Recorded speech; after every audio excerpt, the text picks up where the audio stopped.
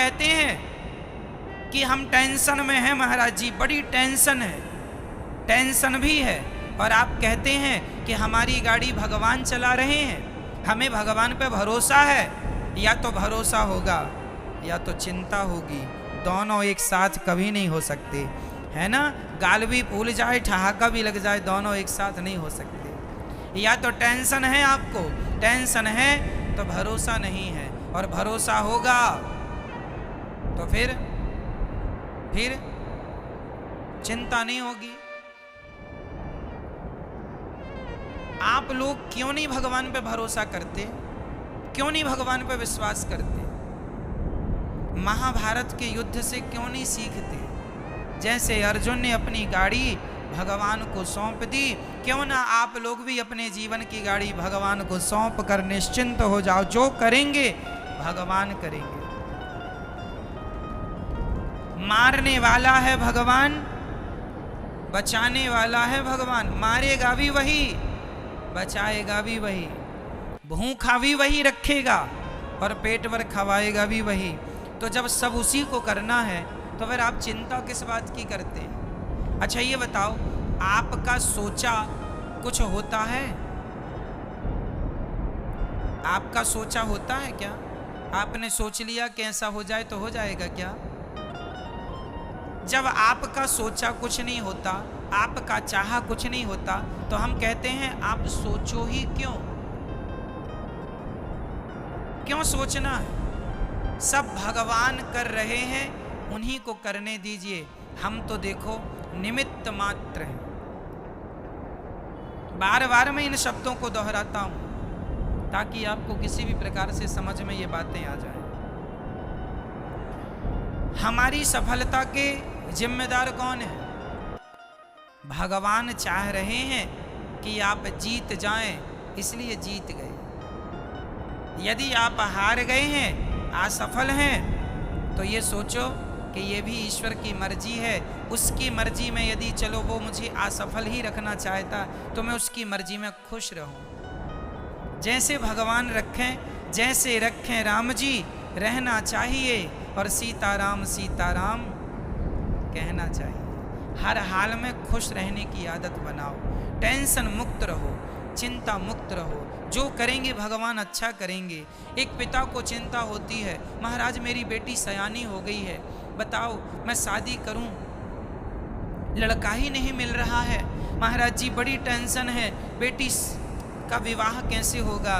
भाई लड़का देखो तुम मन लगा के, कर्म तुम करो मन लगा के, चिंता ना करो, जब समय होगा अपने आप हो जाएगी। तुम कर्म करते रहो लेकिन चिंता ना करो। आप लोग चिंता करने लग जाते हैं। भैया को जगह ही हो जरा। चिंता नहीं, चिंतन करना। क्या करना है? क्या करना है मेरी माँ? चिंतन। जो करने वाले हैं वो कौन है करने वाला? पितामह भीष्म ने प्रतिज्ञा ले ली, कल के युद्ध में पांडवों को मार डालूंगा। ये प्रतिज्ञा किसने ली थी महाभारत में? भीष्म पितामह ने। द्रौपदी दौड़ी दौड़ी रात्रि के 11 बजे आई, अरे कन्हैया सुन रहे हो, मेरे पतियों को मारने की प्रतिज्ञा पितामह ने ली है, बताइए मैं क्या करूं? भगवान बोले तू जान, तेरे पति जाने मैं क्या करूं, मैं तो युद्ध लड़ ही नहीं रहा हूं। द्रौपदी बोली मेरे पतियों की, पितामह की प्रतिज्ञा कभी अधूरी नहीं होती, पितामह सदा अपनी प्रतिज्ञा को पूरी करते हैं। हे दीनबंधु, हे दीनानाथ, हे नंद नंदन, हे श्याम सुंदर, मेरे पतियों की रक्षा कीजिए। भगवान बोले चलो अर्जुन से बात करते हैं। अर्जुन के पास गए तो अर्जुन बढ़िया खर्राटे दे के सो रहे थे, खर्राटे मार रहे थे, बढ़िया गहरी नींद में सो रहे थे अर्जुन। भगवान ने जगाया, अर्जुन जागो। अर्जुन ने कहा क्या हुआ, क्यों जगा रहे हो आधी रात को? भगवान ने कहा कल के युद्ध में पितामह ने प्रतिज्ञा ली है, कल तुम्हें मरना होगा, पांडवों को मारने की प्रतिज्ञा पितामह ने ली, कोई योजना बनाओ, रणनीति बनाओ, कल का युद्ध कैसे करोगे? तुम सो रहे हो। अर्जुन ने कहा कन्हैया सोने दो, आप भी सो जाओ मेरे पास, यहीं सो जाओ। भगवान बोले क्यों, तुम्हें नींद आ रही है? कल के युद्ध में, कल निर्णायक युद्ध होने वाला है। पितामह भीष्म की प्रतिज्ञा कभी झूठी नहीं होती। अपने बचाव की कोई प्लानिंग क्यों नहीं करते? अर्जुन ने मुस्कुराते हुए कहा, कन्हैया, जिसके रक्षक आप हो उस व्यक्ति को चिंता करने की क्या जरूरत है? हम तो निश्चिंत सो रहे हैं, आपके भरोसे सो रहे हैं। हम तो आपके भरोसे सो रहे हैं कि हमारे रक्षक तो भगवान श्री कृष्ण हैं। आपके होते हुए पितामह हमें मार डालेंगे क्या? ये अर्जुन का क्या था? ये अर्जुन का क्या था?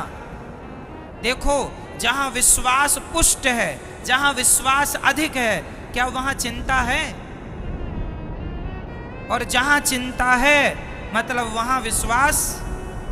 तो आप में से कितने लोगों को भगवान पर विश्वास है? यदि है तो फिर अब ये बताओ कि आप में से चिंता किस किस को है?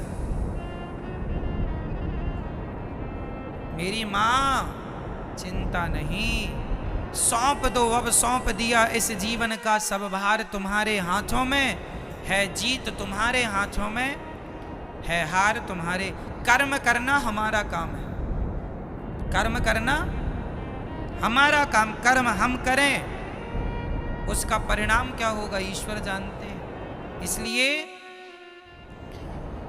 निश्चिंत हो जाओ भगवान के भरोसे। टेंशन नहीं, चिंता, खुश रहा करो, प्रसन्न रहा करो। ये सोचकर कि ये आज बताओ सूर्य भगवान आए, किसकी मर्जी से आए, आपकी या मेरी?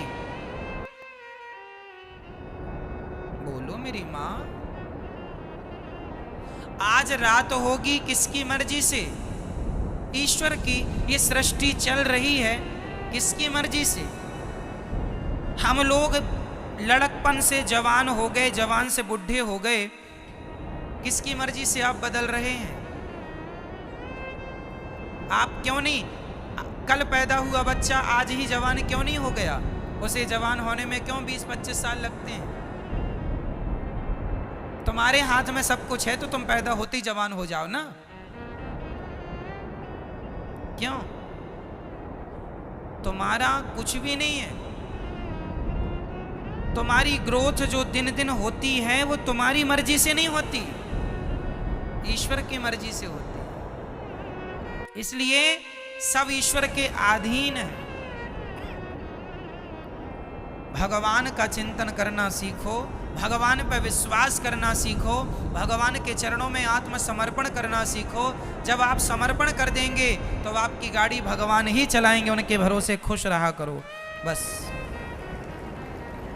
हम लोग अहंकार कर लेते हैं, जरा सा कमाने लग गए, जरा सा पैसा कमाने लग गए, हम कमा रहे हैं, हम पैसे वाले हैं, हम ये हैं वो हैं। अहंकार तो देखो आदमी का, आजकल का आदमी ना ऐसे चलता कैसे, ऐसे अकड़ देखो जरा, ऐसे चलता है जैसे ये राजा हो, सब इसके गुलाम हैं। आप लोगों के पास कितना पैसा है?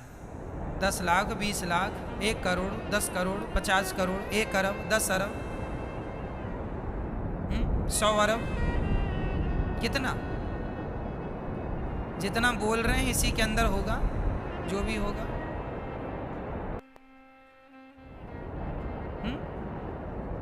मेरी मां,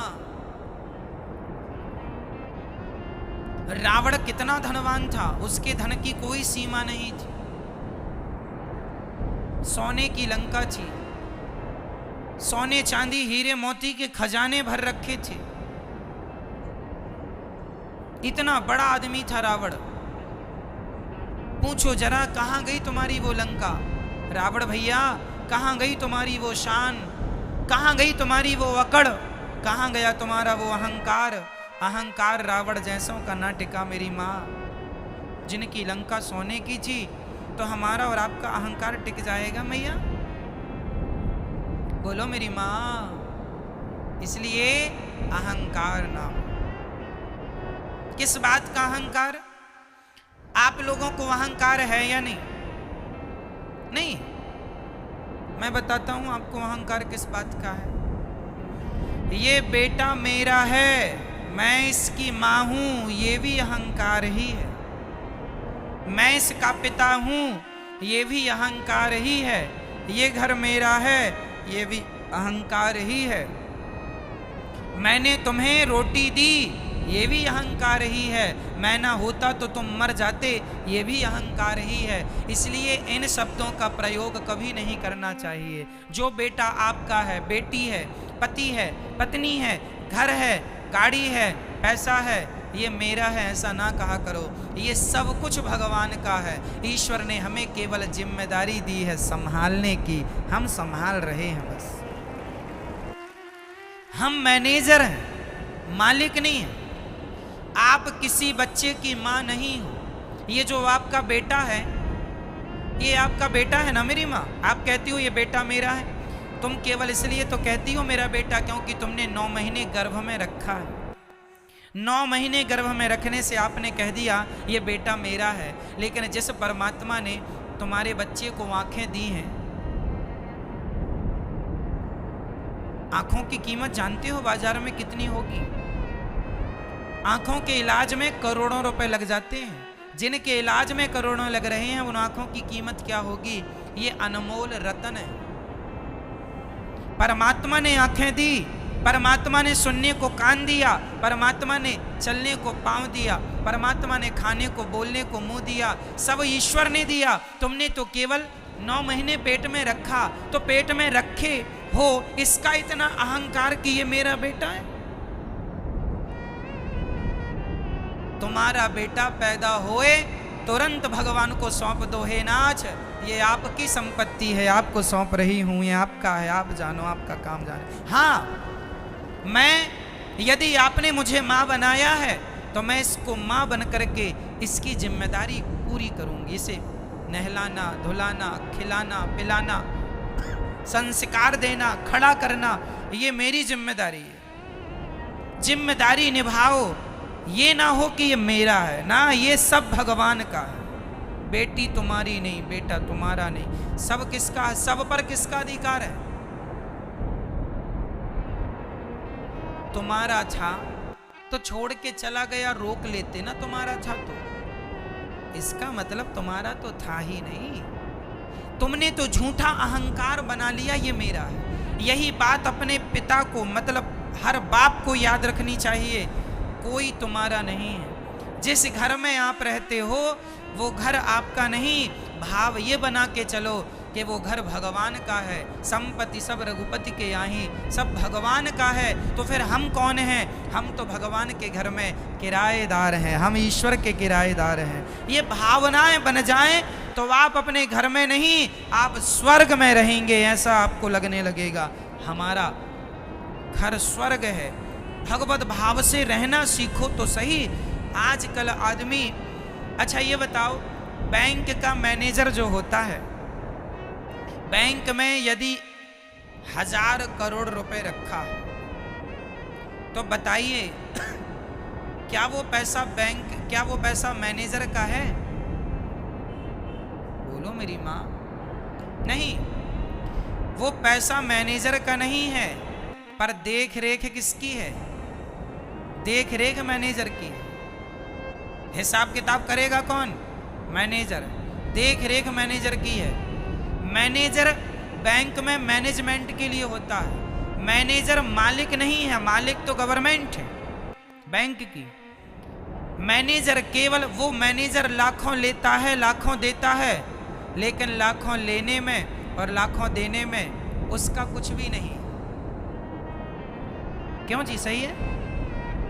वो एक मैनेजमेंट के लिए है, उसका नहीं है, पर काम वही करता है। उसी प्रकार तुम्हारे घर में जो तुम्हारा बेटा, बेटी, पति, पत्नी, घर द्वार, फैक्ट्री, मकान, दुकान जो है, सब कुछ भगवान का है। पर तुम मैनेजर बनके तुम मैनेजमेंट करो, तुम संभालो, जिम्मेदारी तुम निभाओ। जैसे बैंक का मैनेजर बैंक को संभालता है, लेकिन वो ये नहीं कहता कि ये बैंक मेरी है, वो ये नहीं कहता कि ये बैंक। उसी तरह आप ये ना कहो कि ये पत्नी, ये पति, ये परिवार मेरा है, ये कहो कि ये सब भगवान का है। संभालना आपको ही है, पर अहंकार रहित होकर, अहंकार से मुक्त होकर संभालना है। ये संपत्ति सब रघुपति के आही, सब कुछ किसका है? अरे और तो सब ठीक है, पति पत्नी बेटा बेटी, ये शरीर भी तुम्हारी प्रॉपर्टी नहीं है। आज हमारी एक किडनी कितने की होगी बाजार में बताओ?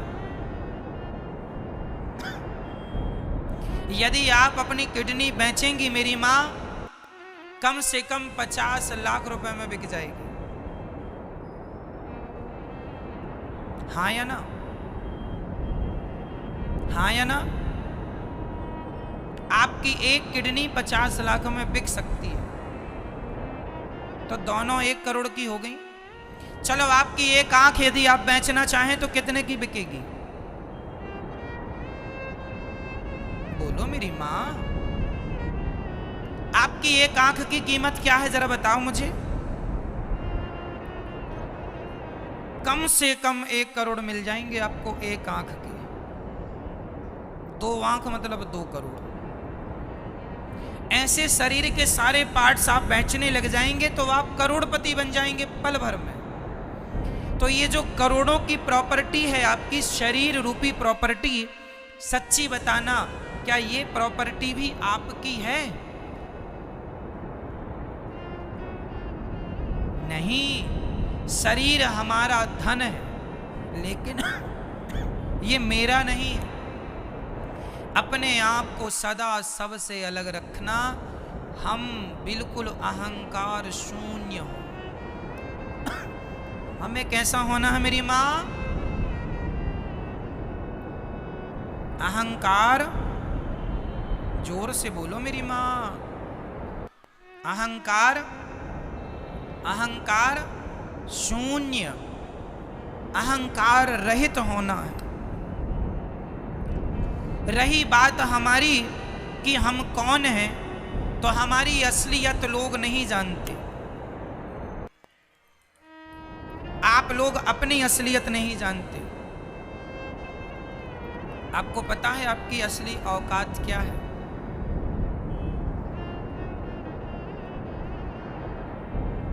नहीं पता? हमारी असली औकात क्या है? छोटे मुंह बड़ी बातें हैं, बुरा ना मानना मेरी बातों का, लेकिन मैं आपको आपकी औकात दिखाऊंगा। हम सबकी असली औकात क्या है? जो हम लोग बड़ी बड़ी बातें करते हैं, बड़ी बड़ी गाड़ियों में, बड़े बड़े महंगे महंगे गद्दों में लोग सोते हैं, बड़े बड़े बंगलों में लोग रहते हैं। ठीक है, आप बड़े बंगले में, बड़ी गाड़ी में, बड़े आलीशान जिंदगी जी रहे हैं, लेकिन कब तक? एक दिन आपको इन बंगलों से, इन गाड़ियों से उतरकर एक दिन अंत में एक लकड़ी की सैया पर सोना पड़ेगा। लकड़ी का बिस्तर होगा जिसे चिता कहते हैं। सही कह रहा हूं क्या मैं? हम लोग, सब लोग, चाहे अमीर हो चाहे गरीब हो, एक दिन हमारा अंतिम बिस्तर कौन है? बोलो मेरी मां, हम सबका आखिरी बिस्तर क्या है? चिता। एक दिन हम चिता पर जाएंगे और हमारे अपने आग लगाएंगे और हम धू धू करके जल जाएंगे, और जलने के बाद रह जाएगी तो केवल राख रह जाएगी, आपकी और हमारी। कहां चला गया तुम्हारा वो अहंकार? कहां गया तुम्हारा वो घमंड? मेरी गाड़ी, मेरा बंगला, मुझे जानता नहीं मैं कौन हूं? जानता हूं साहब, आज नहीं कल मुट्ठी भर राख बन जाओगे, फूंक मारने से उड़ जाओगे। ये आपकी और हमारी अंतिम औकात यही है कि हम मुट्ठी भर राख हैं, फूंक मारने से उड़ जाएंगे। आज कर लो तुम बड़ी बड़ी बातें, कर लो खूब घमंड, मैं ये हूं, मैं वो हूं, मुझे नहीं जानते, मेरी पहचान ऊपर तक, ऐसा लोग कहते हैं। ठीक है साहब, बना लो पहचान ऊपर तक, वो सारे ऊपर वाले हवा में उड़ रहे हैं राख बन के, तुम उन्हीं के भरोसे हो ना। इसलिए हमारी असली औकात हमारी मुट्ठी भर राख बनना है। इसलिए हम अहंकार ना करें, शांति से जीवन जिएं।